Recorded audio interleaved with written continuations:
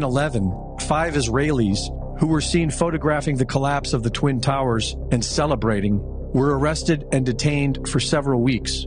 In documents later released by FOIA requests, the FBI redacted their faces in pictures where they were posing in front of the burning towers and described them as being happy and jovial. One of them stated, "Israel now has hope that the world will understand us."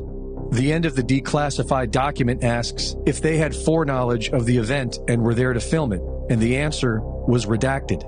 As soon as they were released, they returned to Israel and went on television, where they confirmed that the answer was yes. The fact of the matter is, we are coming from a country that experiences terror daily.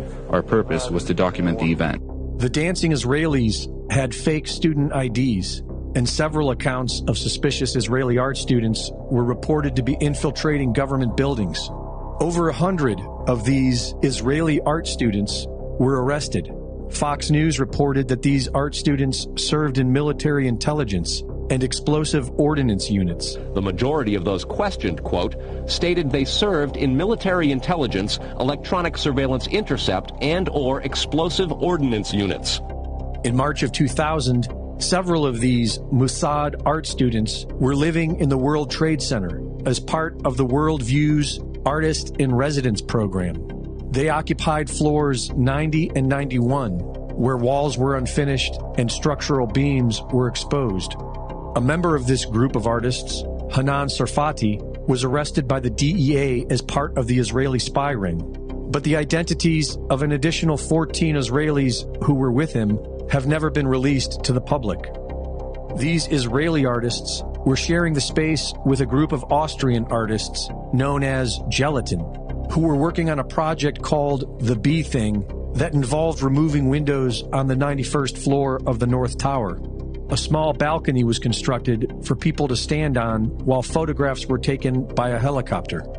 Another group called E-Team managed the helicopter with the designation number N666LH. This helicopter was to be in an art exhibit memorializing this project, scheduled for September 11th, 2001. In March of 2001, E-Team had an art project called 127 Windows.